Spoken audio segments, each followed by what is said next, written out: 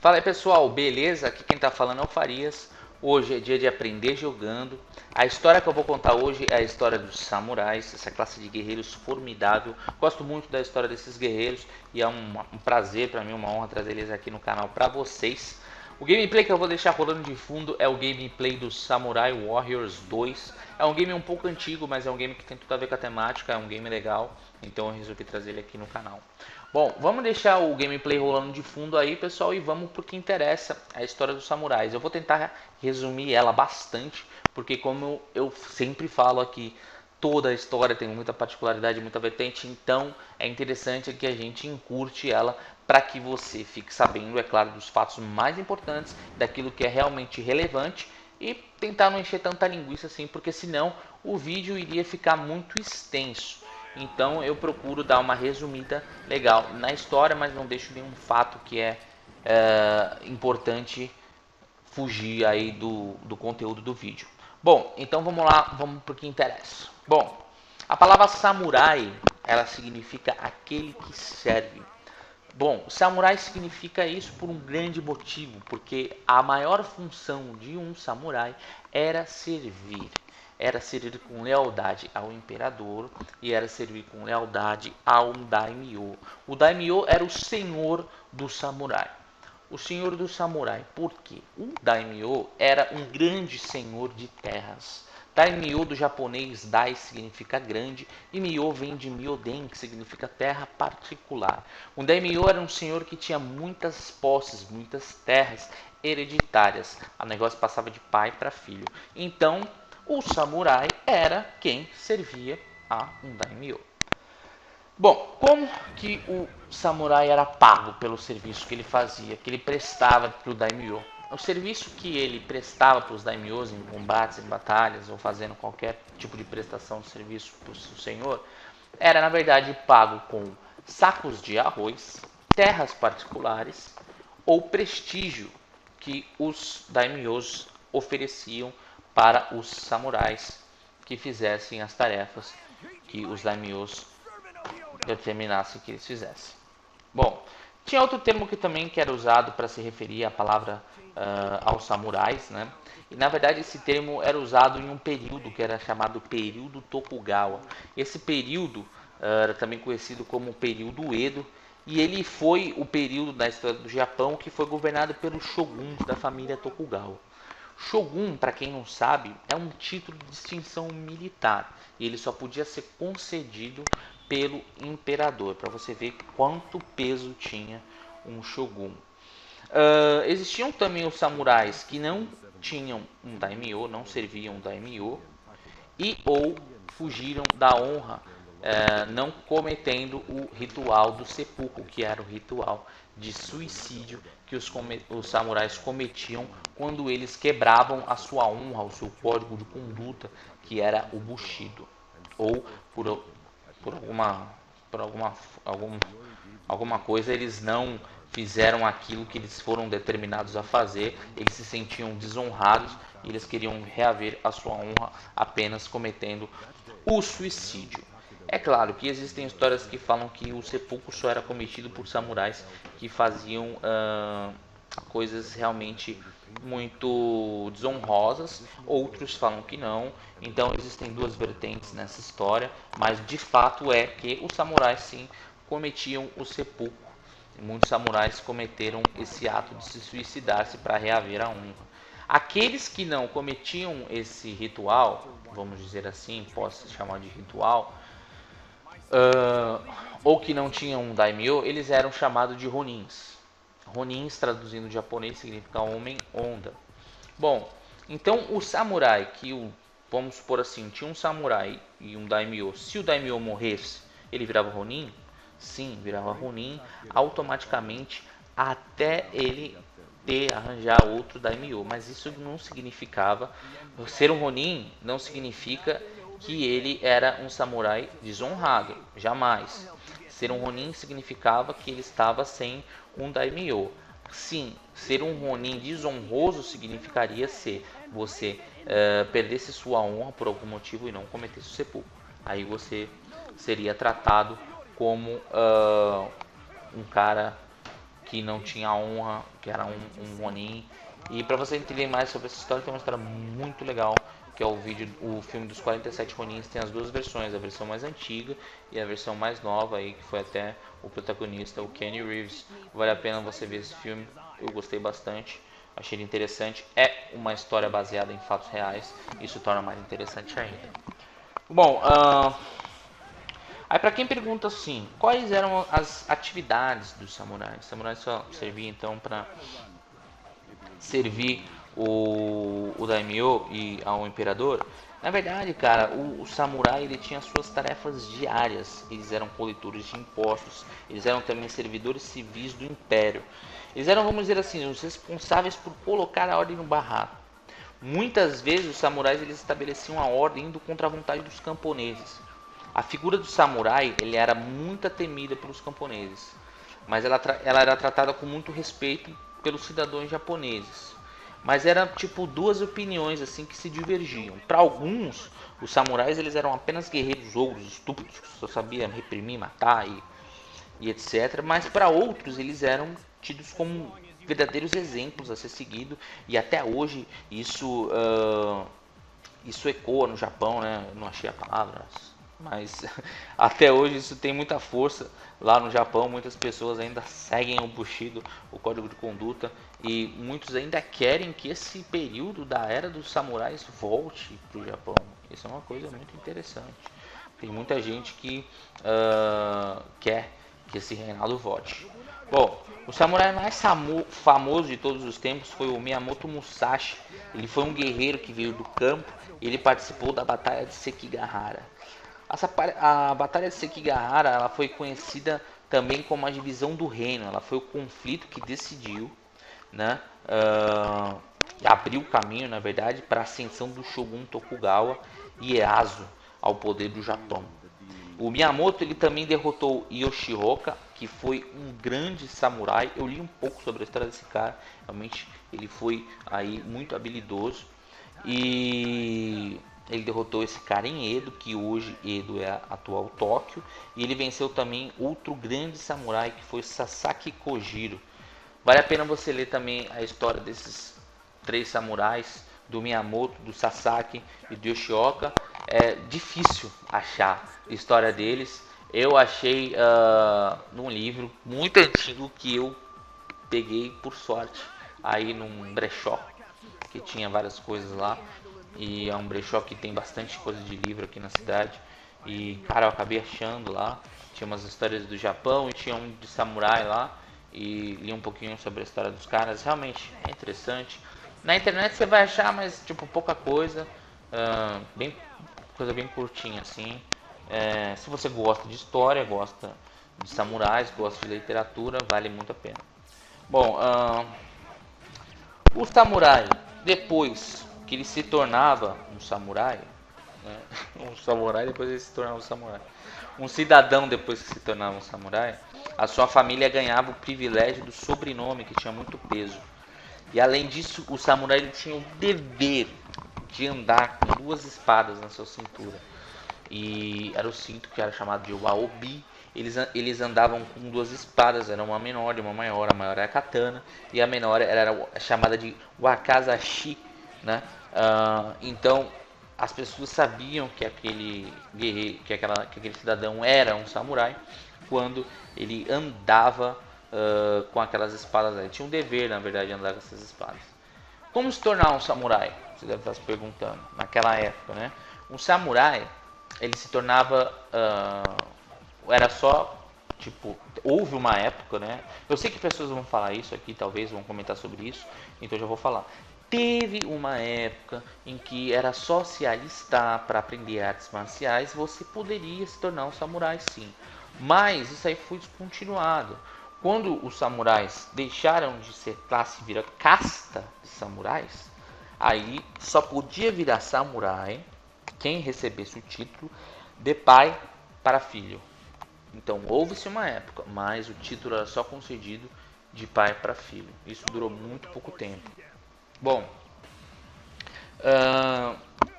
tem duas coisas também aqui que eu vou falar que eu acabei falando bem pouquinho, mas é o seppuku ou harakiri, que era o ritual de suicídio do samurai, ele era realizado da seguinte forma: o samurai pegava uma espada menor, pequenininha, e enfiava no seu ventre, rasgava de baixo para cima, e ali ele sangrava até ele morrer. Era uma morte que era dolorida e demorada. Essa morte era assistida por todos os familiares do samurai. E ele tinha que manter ali o total controle. Você imagina você se matar e manter o controle. É uma loucura. E para isso tinha uma testemunha, uma pessoa que geralmente era da família, que ficava participando junto ali com o samurai. E se esse samurai demonstrasse qualquer ato que o desonrasse, essa testemunha era obrigada a decepar o samurai, arrancando a cabeça dele fora para que ele não perdesse a sua honra. Era então uma tarefa muito dura para o familiar do samurai que era escolhido para ser testemunha no ritual. Bom, outra coisa também que é interessante falar, que foi uma coisa que eu li, cara, eu achei assim impressionante. É claro que não tem nada de glória nisso, mas o samurai que ia para a batalha, ele pegava o seu elmo, ele colocava incenso, perfume no elmo dele todinho e ia batalhar. Você fala, pô, pra que o cara vai perfumar o capacete pra ir pra luta, né? Pra ir pra batalha? Ele fazia isso porque na maioria das vezes que um samurai perdia a batalha, o outro arrancava a cabeça dele para levar para o seu senhor e mostrar aquilo que ele tinha conquistado, né? A vitória que ele tinha tido sobre outro samurai. E o samurai que morria queria que o samurai que venceu ele tivesse prazer ao sentir o cheiro do elmo dele que iria exalar caso ele fosse derrotado por outro samurai. Isso é uma coisa que eu achei super interessante trazer aqui para vocês. Isso mostra respeito ao outro. Era isso que os samurais queriam passar, que mesmo na morte, mesmo sendo derrotado, eles tinham que respeitar o seu inimigo, que respeitar aqueles que o derrotariam. Então eu acho isso uma coisa muito legal da parte dos samurais. Demonstra o quanto de honra, o quanto de respeito que eles tinham dentro deles. Eu não falei do processo histórico, é muito grande, mas eu vou deixar só um pedacinho aqui. Na verdade, o processo histórico do Japão, ele durou do século VIII até mais ou menos o século XIII, que foi onde teve o período dos 7 séculos de dominação política social sobre o povo japonês. E esse século, esse reinado, ele terminou com a restauração Meiji. A restauração Meiji também foi conhecida como Revolução Meiji ou simplesmente como Renovação, que foi a derrubada do shogunato Tokugawa. E ela refere-se a uma série de transformações do regime do governo, que foi o imperador Meiji. As mudanças elas foram na área do governo, instituição, educação, economia, religião, entre outras coisas. A restauração ela transformou o Império do Japão na primeira nação asiática com um moderno sistema de nação-estado. A restauração Meiji ela também marca a mudança na história do Japão, do período Edo para o período Meiji. Os samurais, depois da restauração Meiji, acabaram perdendo seu prestígio e muitos deles só serviam para usar as suas katanas em festas cerimoniais. Então foi implantado aí o exército, né, japonês com a vinda da restauração Meiji. Bom, os samurais treinavam muitas artes marciais, eu acabei não falando, mas lembrei agora, vou falar um pouco sobre as artes marciais que os samurais praticavam. Bom, eu anotei porque é muita coisa e vou ser sincero para vocês, tinha até algumas artes marciais que eu não tinha ainda ouvido falar, mas dei uma pesquisada, vi um pouco sobre cada uma. Muitas eu já conhecia e outras eu simplesmente tinha só uma leve impressão de ter ouvido falar algum dia, mas dei uma olhadinha mais a fundo. As artes marciais que eles praticavam eram o Kobudo ou Kenjutsu, que era a arte de combater com espadas, principalmente a katana, que era a arma qual o samurai tinha que ter mais habilidade. O Yaijutsu era a arte de desembainhar a espada em combate. Tinha o Naginata-jutsu, que era uma luta com a alabarda. O Sojutsu ou Yarijutsu, que era a arte da lança. Jojutsu e Bojutsu era uma forma de Taijutsu. E a maioria dessas artes marciais elas tiveram as versões modernizadas, como Kendai Budo no século XX, o Kendo, Iaido, Jodô, Aikido, Judô e Jiu-Jitsu. Bom, tem muito da história dos samurais aí na história do Jiu-Jitsu. Para quem não viu o vídeo do Jiu-Jitsu, eu estou deixando o link aqui na descrição. A história do Jiu-Jitsu é uma história fascinante também. E junto tem a história do Jiu-Jitsu brasileiro com as raízes lá do Jiu-Jitsu, de onde nasceu o Jiu-Jitsu. E os samurais têm tudo a ver com a história do Jiu-Jitsu, vale dar uma olhadinha também. Os samurais também praticavam a Ikebana,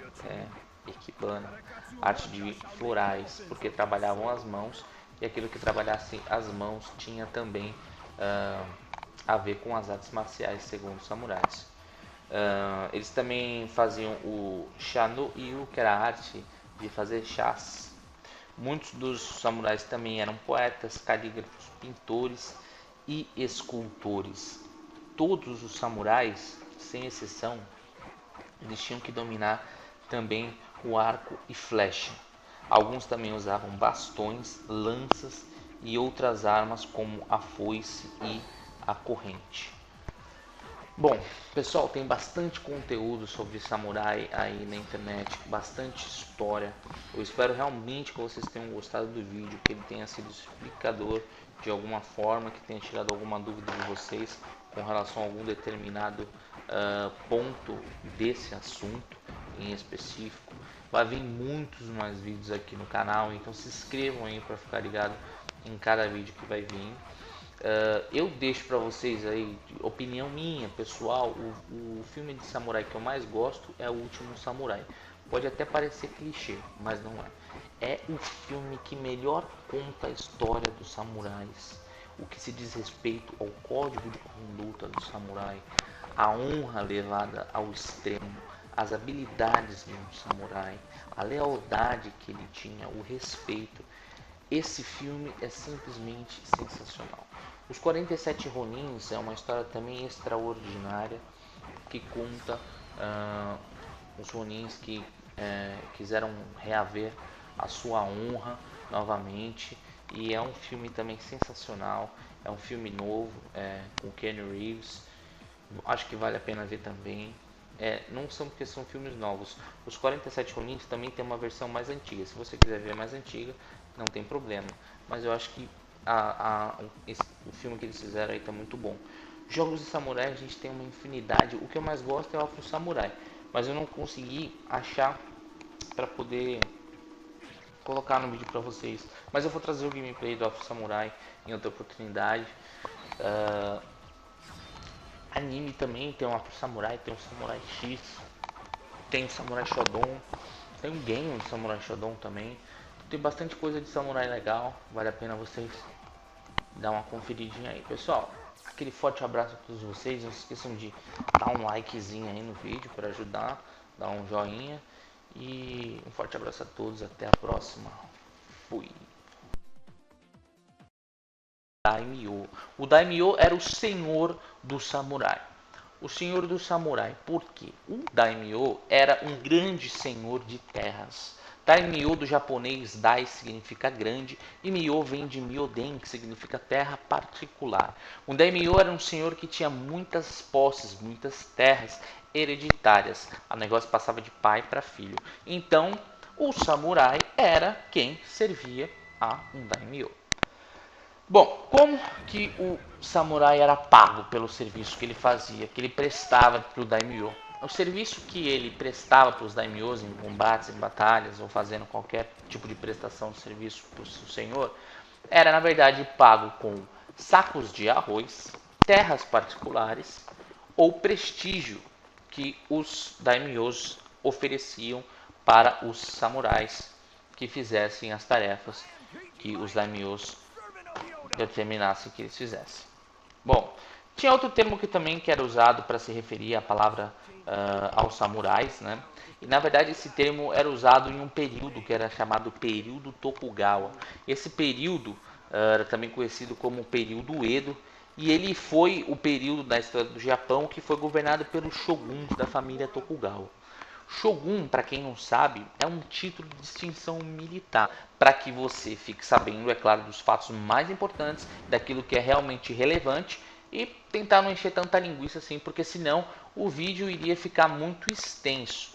Então eu procuro dar uma resumida legal na história, mas não deixo nenhum fato que é importante fugir aí do conteúdo do vídeo.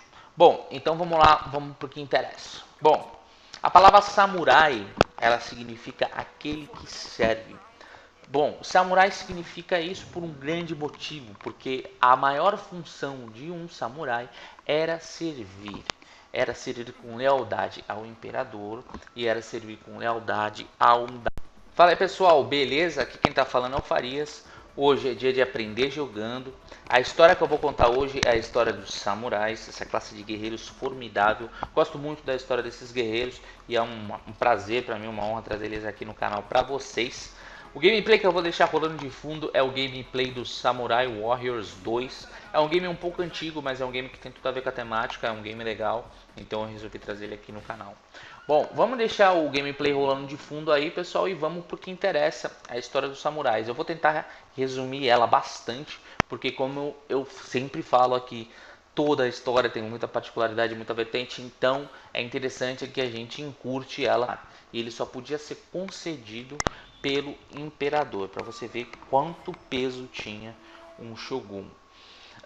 Existiam também os samurais que não tinham um daimyo, não serviam um daimyo, e ou fugiram da honra, não cometendo o ritual do seppuku, que era o ritual de suicídio que os samurais cometiam quando eles quebravam a sua honra, o seu código de conduta, que era o bushido, ou por